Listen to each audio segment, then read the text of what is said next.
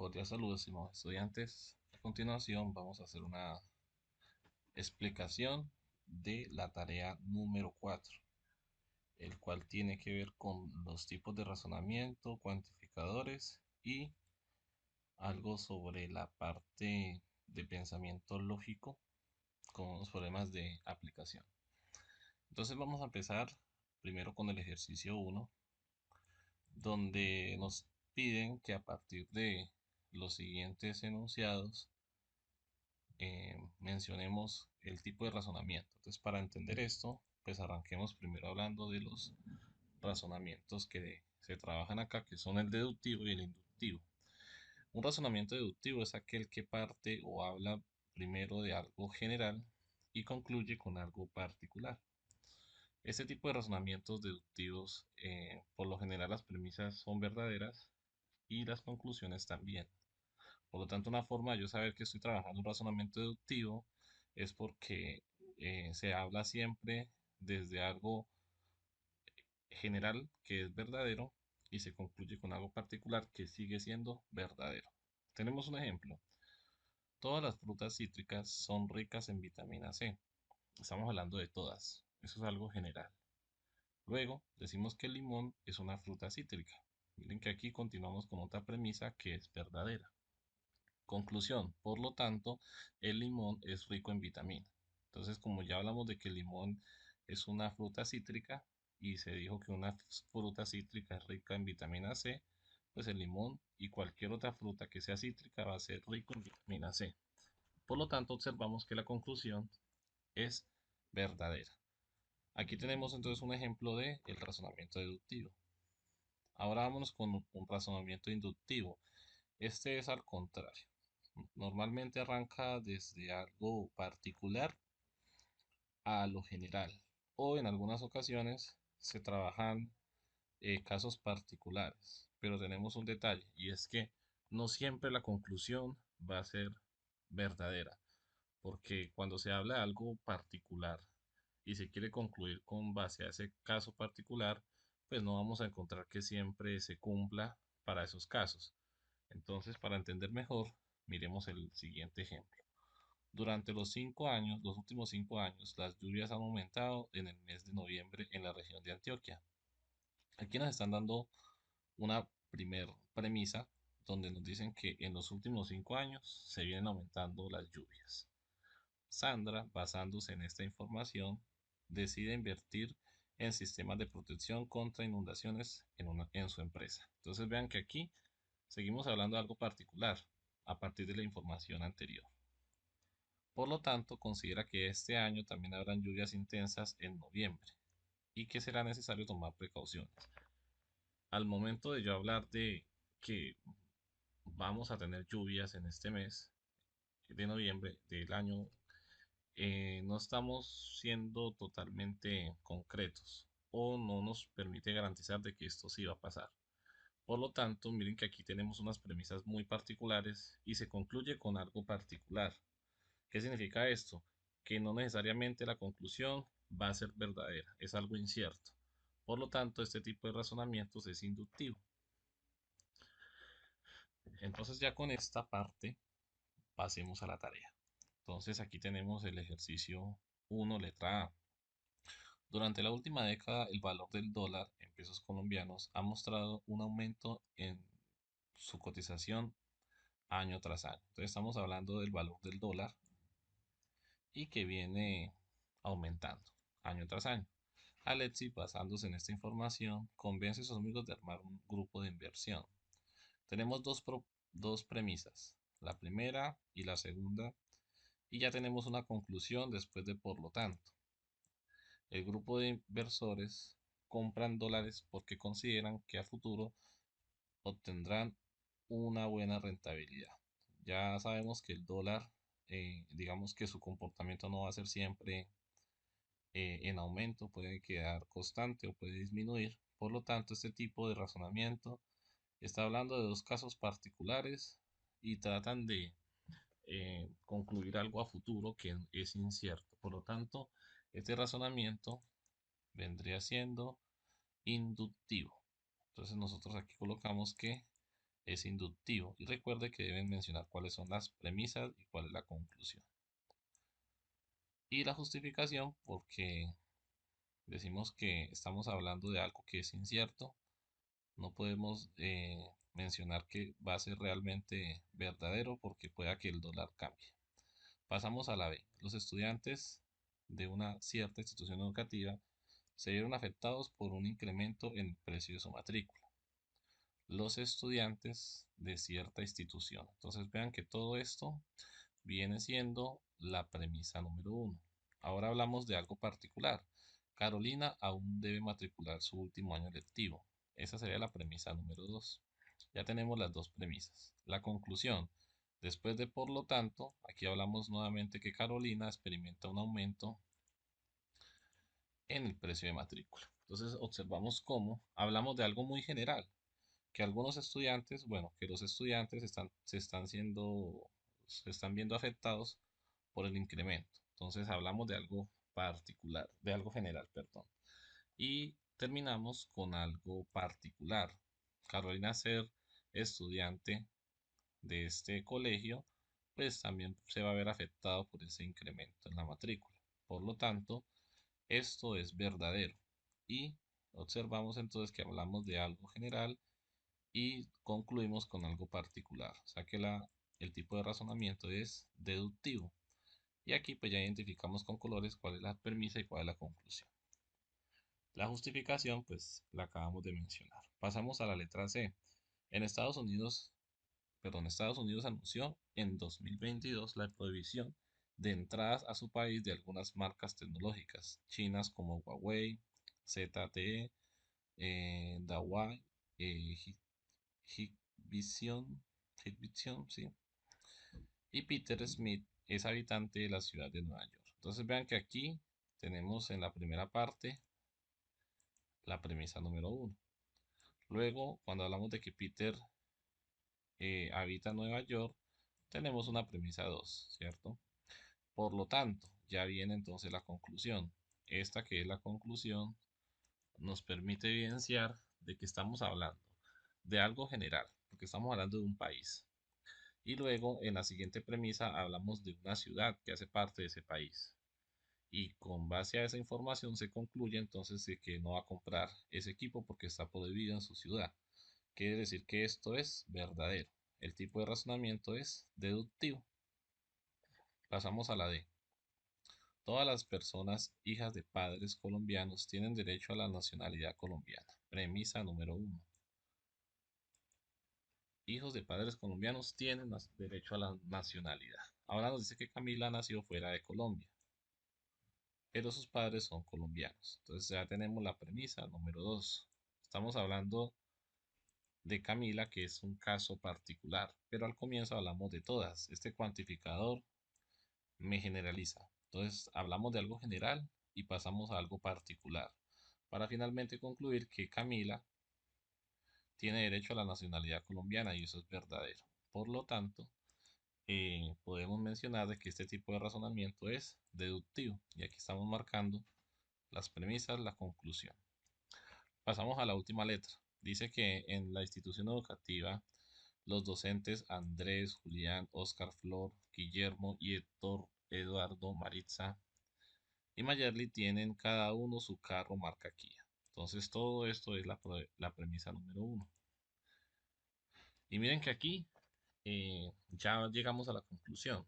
Entonces estamos hablando de algo, digamos que muy particular. En cierta institución, algunos docentes tienen su carro marca Kia. Y dice que los nuevos docentes recién nombrados llegarán a la institución con marcas de carro Kia. Miren que aquí ya estamos concluyendo algo a partir de lo que mencionamos anteriormente de casos particulares. Por lo tanto, no quiere decir que esto sea verdadero. Pueda que algunos docentes que lleguen nuevos no tengan un carro de esa marca o simplemente no tengan carro. Por lo tanto, el tipo de razonamiento es inductivo porque su conclusión no es del todo cierta. Pueda que sí, como pueda que no. Entonces ya tenemos el ejercicio número uno completado. Vamos con el ejercicio número 2 donde son los cuantificadores. Para esta parte debemos hablar de los tipos de cuantificadores, que son tipo A, el universal afirmativo; tipo E, el universal negativo; tipo I, el particular afirmativo o existencial afirmativo; y el tipo O, particular negativo o existencial negativo. Vamos a explicar cada uno. Tenemos la primera, cuantificador universal afirmativo. La forma del cuantificador es esta letra A invertida que se lee: para todo x se cumple p de x. Entonces, ¿qué significa esto? Cuando yo hablo de para todo x, significa que estamos hablando de todos los elementos de un conjunto. Ejemplo, todos los perros son mamíferos. Este todos es el cuantificador. Y al tener este cuantificador nos damos cuenta que no está excluyendo a nadie. Estamos hablando de todos los elementos, en este caso de todos los perros. Y que todos los perros son mamíferos. ¿Cómo se escribe de forma matemática? Para todo x se cumple p de x. Entonces, para todo x se cumple p de x. ¿X quién es? Los perros. ¿Y p de x quiénes son? Son mamíferos. Vámonos a un cuantificador universal negativo. Tenemos nuevamente la misma estructura, una A invertida que me toma todos los elementos, pero acá hay una negación. Entonces, para todo x no se cumple p de x. Ejemplo, ningún pez es mamífero. Ese ningún es el cuantificador. Significa que estoy tomándolos a todos y no estoy tomando algunos elementos. Ya estoy negando que estoy negando que los peces son mamíferos. Por lo tanto, la simbología queda: para todo x no se cumple p de x. ¿Y qué significa x? X es pez. Y p de x, si está negativo, es que no es mamífero. O sea que ningún pez es mamífero. Ahí estaría entonces la explicación del cuantificador universal negativo. Vamos con el existencial o particular afirmativo. Para eso tenemos una E invertida que se lee: existe al menos una x que cumple p de x.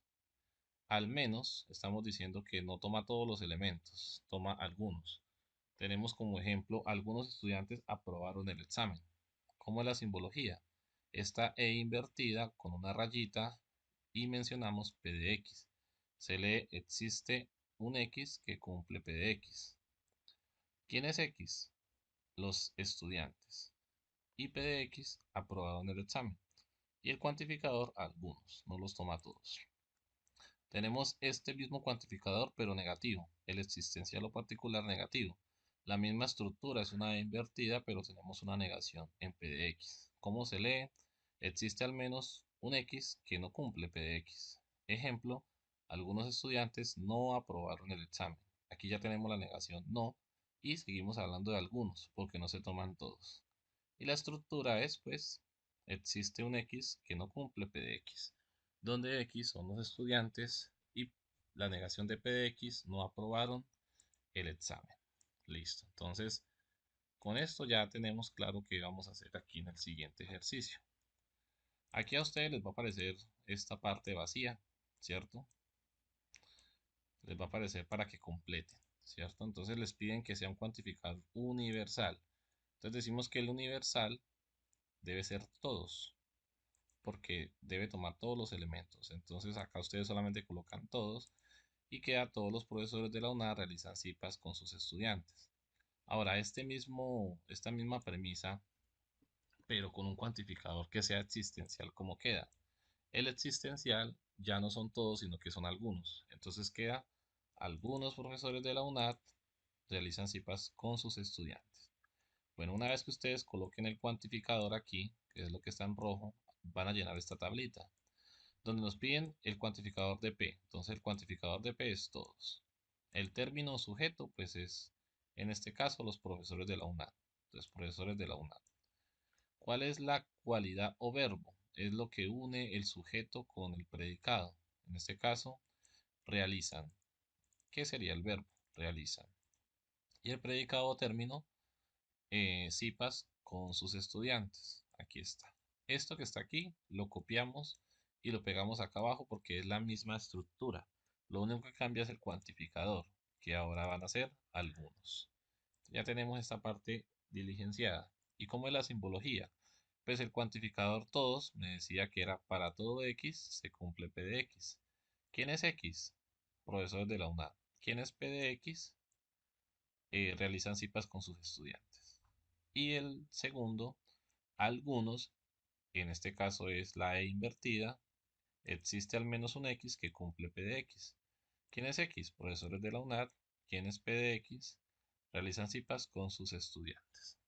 Una vez que esté completada esta tabla, van a mirar el tipo de razonamiento, o en este caso el tipo de cuantificador, perdón. Entonces, por ejemplo, el primero, que esos todos, ese es un universal afirmativo, sería tipo A. Entonces ustedes vienen acá y colocan aquí un circulito en tipo A.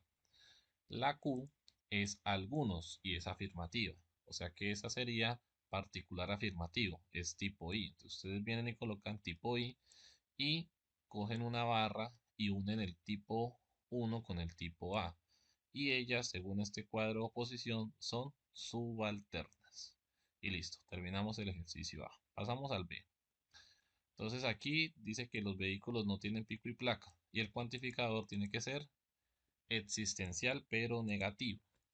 Entonces para que sea existencial colocamos algunos. Aquí está, vea, algunos.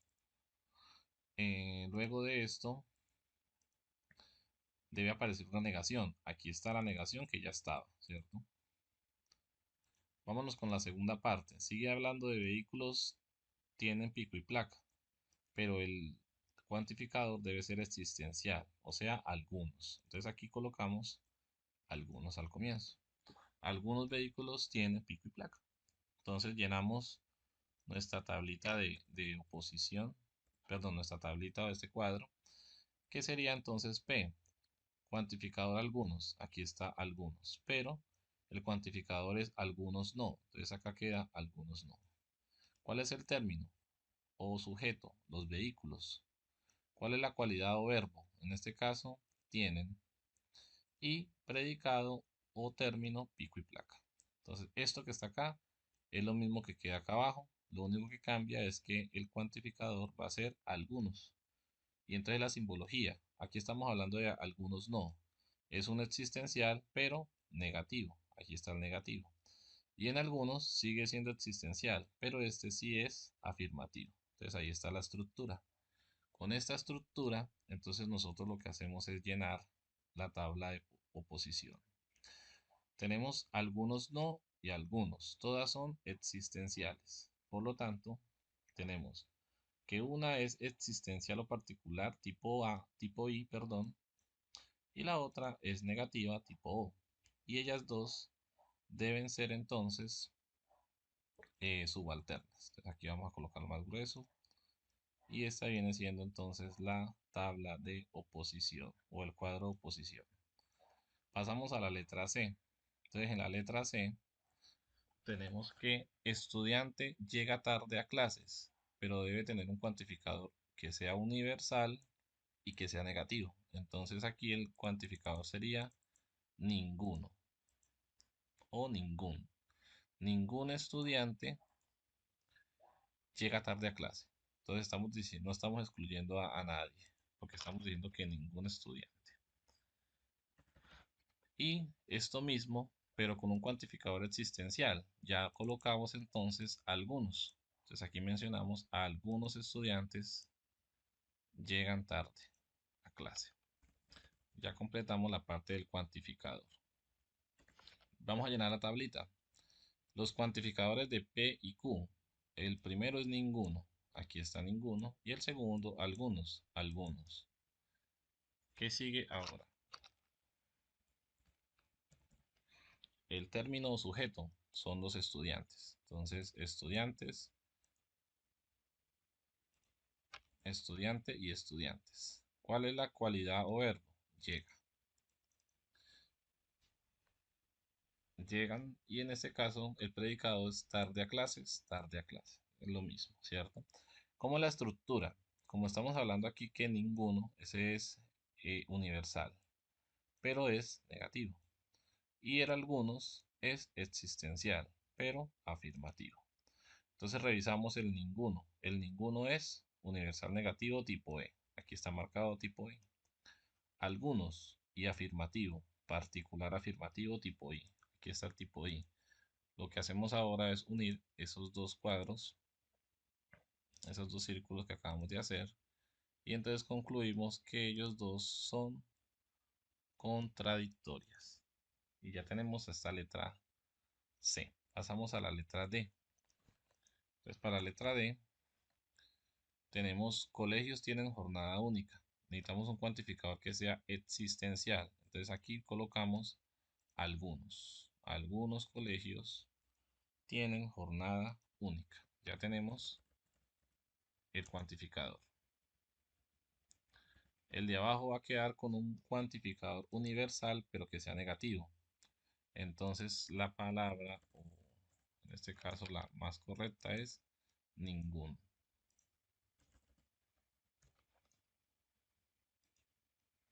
Ahí está. Ningún colegio tiene jornada única. Ya está esta parte lista. Entonces, P y Q. En los cuantificadores, algunos y ninguno. Algunos y ninguno. El término sujeto, el colegio o colegios. Arriba colegios, abajo colegio. Cualidad o verbo, tiene. Tiene aquí, tiene acá. Y el término predicado es jornada única. Jornada única. Como la simbología. La simbología, entonces, hablamos de algunos. Eso sería existencial. Entonces aquí colocamos existencial positivo. Ninguno, este es universal para todo. Pero como es negativo, entonces se niega la P. Y ahora nos vamos al cuadro de oposición. Algunos, ya dijimos que era un cuantificador existencial. Entonces el existencial positivo sería tipo I. Aquí está el tipo I. Y el otro es ninguno. Ese es universal, pero negativo, tipo E. Aquí está el tipo E. Y aquí cogemos y unimos esas dos y mencionamos entonces que ellas son contradictorias. Nos vamos para la letra E y la última. Hablamos de los triángulos son isósceles, pero necesitamos que esto quede con un cuantificador universal y afirmativo. Entonces decimos todos. Todos los triángulos son isósceles, aunque esto es falso. Y en la siguiente, un cuantificador existencial, pero que sea negativo. Algunos. Es la primera. Y para que sea negativo debe haber un no. Aquí está el no. Ahí está. Entonces algunos triángulos no son isósceles. Eso es verdadero. Nos vamos para la tablita. En la tablita entonces colocamos los cuantificadores, todos y algunos. Término o sujeto. Los triángulos y triángulos. Los triángulos y triángulos. Cualidad o verbo son. Y término predicado isósceles. Vamos con la simbología. Todos. Como son todos, sería un universal afirmativo. Y como aquí son algunos, pero aquí serían algunos no, ¿cierto? Algunos no, porque estamos usando el existencial negativo, viene siendo entonces existencial y negando P. Revisamos el cuadro de oposición. Cuadro de oposición tenemos entonces todos.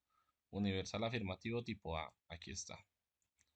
Ahora vámonos con algunos no, es existencial negativo, tipo O, aquí está el tipo O. Y ellas dos son contradictorias, ahí está la rayita que los une. Con esto terminamos el ejercicio 3. Pasamos al ejercicio 2, pasamos al ejercicio 3. Tenemos un problema de aplicación donde tenemos el contexto de una persona que vende plataformas de stream. Y tenemos entonces Netflix, Disney, Marvel, Amazon y Prime Video. Es que aquí está mal escrito. Según esta gráfica, pues para yo poder contestar todas las preguntas, yo les sugiero que hagan una tabla de distribución de frecuencias. Es decir, organicen esta información en una tablita para que esto quede un poco más entendible. ¿Cómo? Ya lo vamos a explicar. Entonces, aquí esta información la vamos a pasar a esta tabla que vamos a mostrar a continuación. Aquí está. Observamos que en Netflix son 5, aquí está la frecuencia absoluta, Disney son 10, Marvel Studios son 15, Amazon Prime son 20 y Prime Video serían 10. Ya tenemos la frecuencia absoluta, con esto podemos calcular la sumatoria. Entonces sumamos y esto me da 60. Son 60 cuentas las que se vendieron, ¿cierto? Ahora vamos allá a la frecuencia relativa. Primero en fracción y esa misma frecuencia relativa en porcentajes. Porque las preguntas están relacionadas con la parte porcentual. ¿Cómo se calcula la frecuencia relativa? Se coge la frecuencia absoluta de cada cuenta y se divide por el total, que son 60.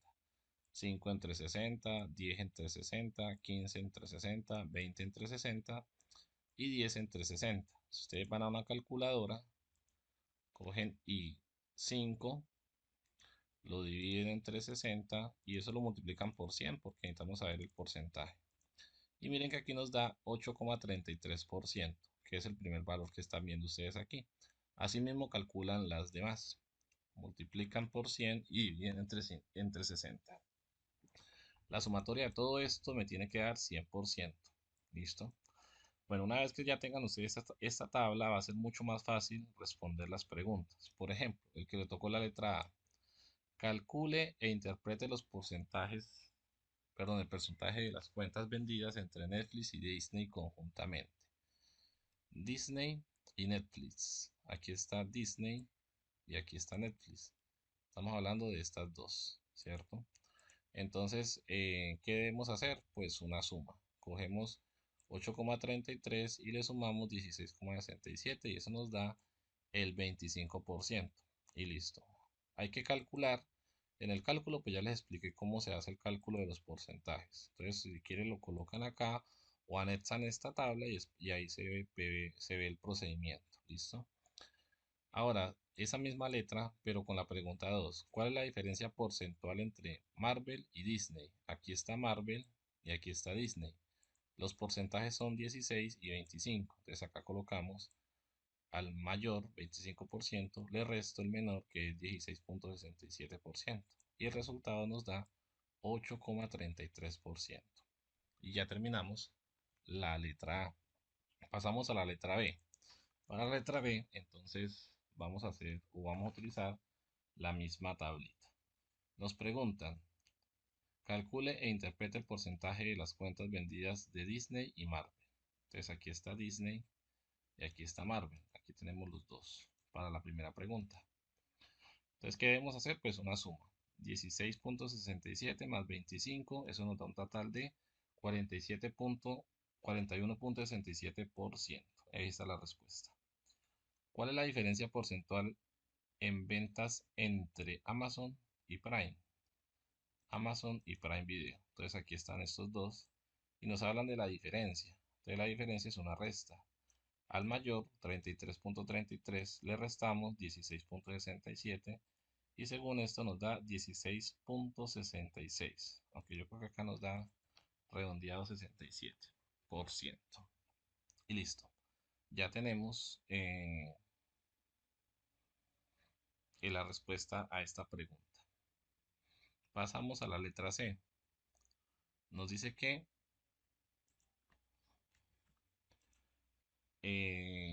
la diferencia porcentual entre la cuenta más vendida y la menos vendida. ¿Cuál es la más vendida? El que tenga mayor porcentaje. Observamos que es Amazon Prime. ¿Y cuál es la menos vendida? Netflix. ¿Qué hacemos nosotros? Entonces aquí, bueno, no se colocó la ecuación, entonces vamos a insertarla. Insertar ecuación y colocamos 33,33%. Le vamos a restar 8,33%. Y eso nos da como resultado 33,33 menos 8,33. Creo que eso nos da 25, sí. Aquí está 25%. Y aquí tenemos entonces la respuesta a la letra C, la primera pregunta. La segunda pregunta nos dice que cuál es la cuenta más vendida y cuál es su porcentaje. La cuenta más vendida es Amazon Prime y su porcentaje es de 33%. Entonces aquí yo puedo coger toda esta información y la pego acá y listo, ya está justificada Amazon Prime. Vámonos con la letra D. Entonces para la letra D vamos a sacar más espacio y lo vamos a resolver aquí. Dice que calcule e interprete el porcentaje de ventas vendidas entre Marvel y Amazon. Entonces vamos donde está Marvel aquí y Amazon está por acá. Entonces lo que hacemos es insertar aquí nuevamente una ecuación y sumamos 25%, le vamos a sumar 33.33%.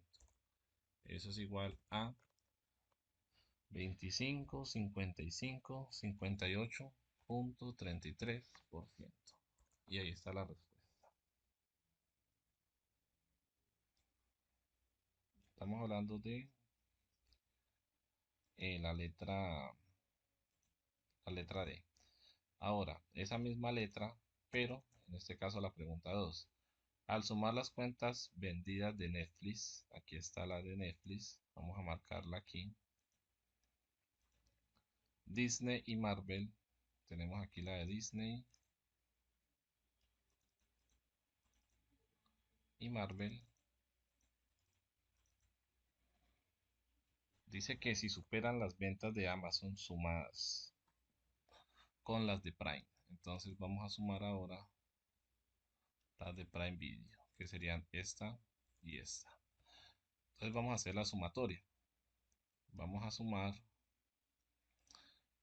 estas tres, ¿cierto? Entonces si sumamos esas tres, vamos a colocarlo acá, colocamos otro valor. Entonces esto nos da 0 por aquí, 6 y 3 son 9, acá viene la coma. Y ahora sumamos los enteros. Los enteros serían 8 más 6, 6, 6, 12, 13, 14, 15, 16, 17, 18, 19. Llevo 1 y eso serían 49. 49.90%. Ahí está. Esa es la primera.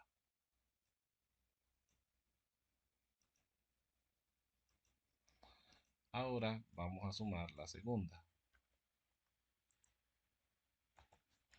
que son estas dos.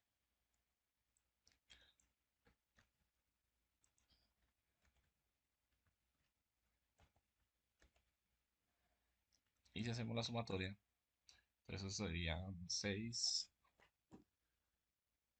60, 90, 100. Llevamos 1, serían prácticamente 33 más 17. Entonces serían 30, 40, son 50. 50%. Entonces observamos que pues prácticamente lo mismo, porque si hacemos arriba el redondeo, es aproximadamente, podemos decir que es 50%. Y acá es otro 50%.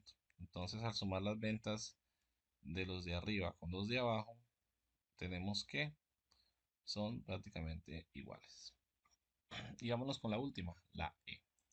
¿Qué nos dice la E? Nos dice que calcule el porcentaje de ventas vendidas de Netflix y Prime Video. Netflix, aquí está Netflix.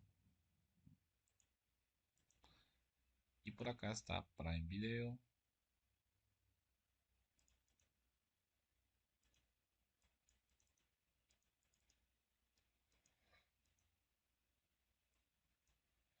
Listo. Ahora tenemos que hacer la suma entre ellas dos. Entonces aquí colocamos una ecuación. 8,33% le vamos a sumar 16.67%. 67 y 33 da 100. O sea que llevamos 1. O sea que sumamos 9 más 16. Y 9 más 16 nos da 25. Tenemos el 25%.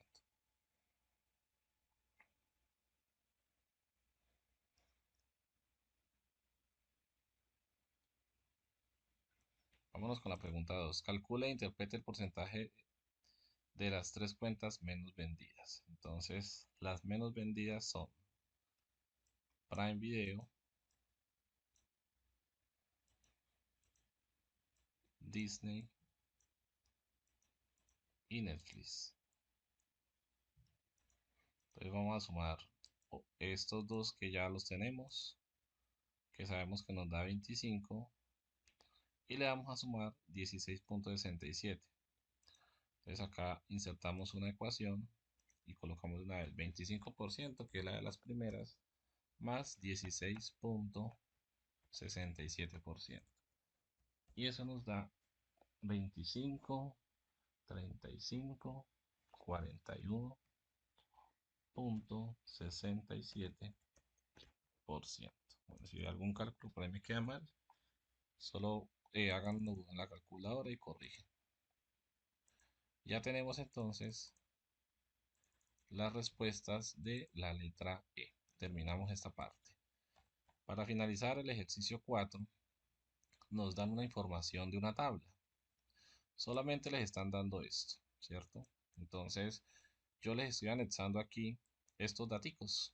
¿Cómo sacan estos daticos? Ustedes van a Excel y aquí a usted le pide a Excel que por favor le calcule el promedio con la fórmula promedio y selecciona todos los datos de acá arriba. Ahí está. Cierran paréntesis y él calcula el promedio. Ya lo que hacen ustedes es arrastrar y ahí están todos los promedios. Contamos cuántos son mayores o iguales a 3. Entonces 1, 2, 3, 4, 5, 6, 7 y 8. Aquí está 8. Y como son 10, pues entonces 8 es el 80% que van pasando. O sea que si son 10, 2 van perdiendo, que es el 20%.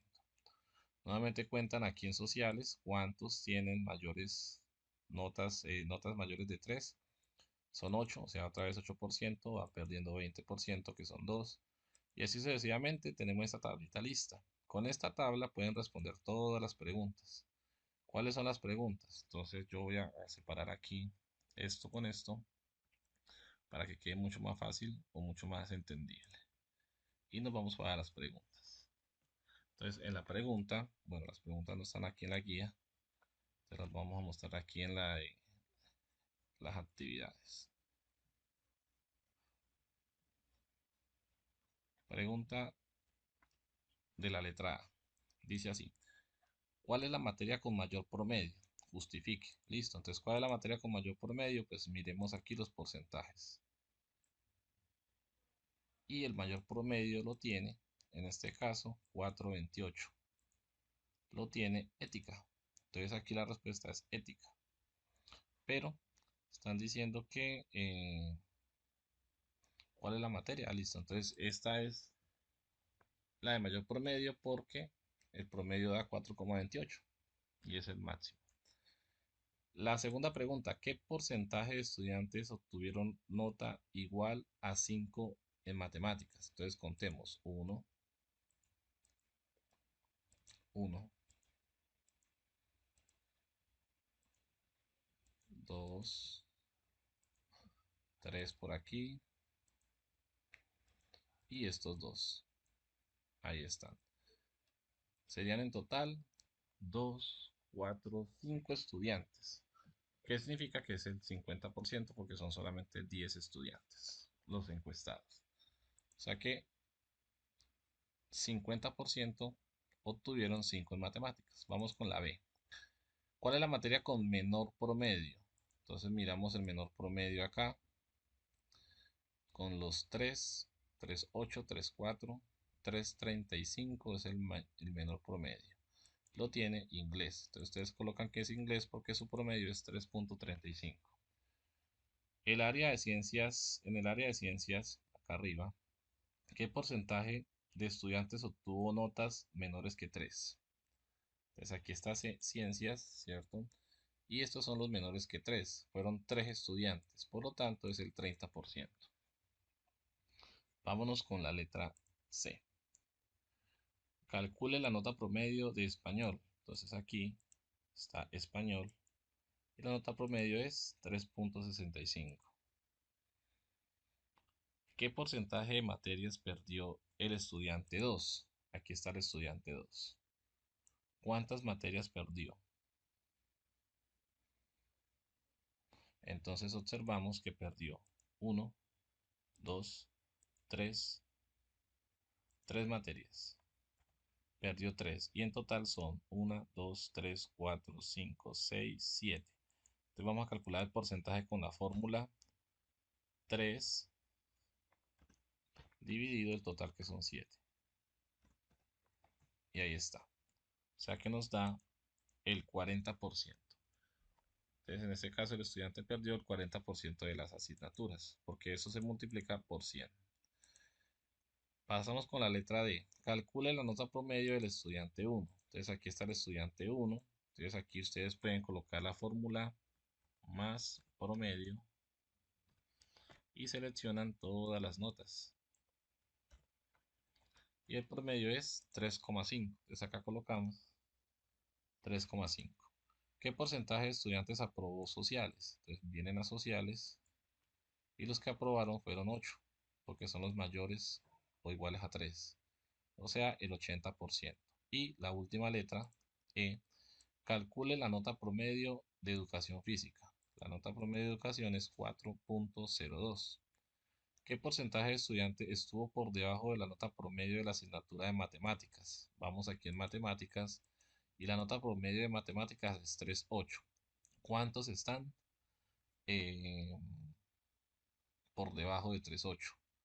Entonces sería el 1, el 3, el 2 y el 3. O sea, son 1, 2, 3, 4. 4 estudiantes.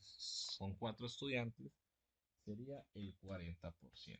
Y listo. Ya con esto terminamos los ejercicios del 1 al 4. Porque recuerden que el ejercicio 5 es un ejercicio complementario donde ustedes deben asistir a un evento de la escuela. El tutor les va a enviar a ustedes una invitación de una webconferencia. ¿Y ustedes qué van a hacer? Pues van a colocar el nombre del evento, quién los puso, cuáles fueron los objetivos de ese evento. Y vean, deben responder qué aprendizaje obtuvo de las actividades realizadas en el evento, resumido un resumen mínimo de 200 palabras, máximo 300 palabras. Y tiene que adicionar 3 pantallazos donde se vea que usted estuvo en el evento. Entonces, recuerden que la participación es asincrónica. Entonces, si ustedes no pueden estar en la conferencia, pueden ver también la grabación. Espero que con esto tengan todo lo suficiente para realizar su tarea final del curso de pensamiento lógico. Hasta luego.